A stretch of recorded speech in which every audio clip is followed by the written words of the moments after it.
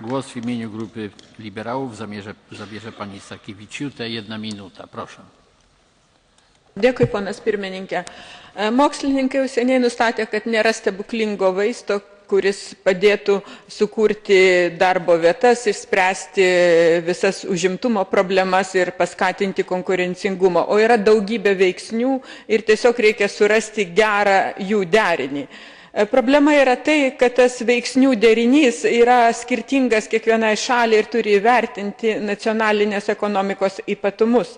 Nesėkminga Tarptautinio valiutos fondo patirtis, bandant sukurti vienodą universalų modelį, liudija tai, kad vargu ar Europos mastu mums reikia bandyti sukurti universalų ekonominės strategijos modelį.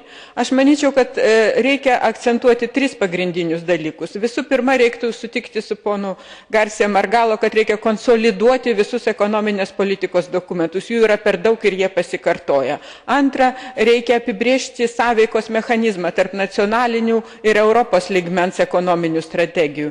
Ir trečia, šitą galima pasiekti, nustatant vieną kitą papildančius, aiškius ir konkrečius prioritetus. Dėkui.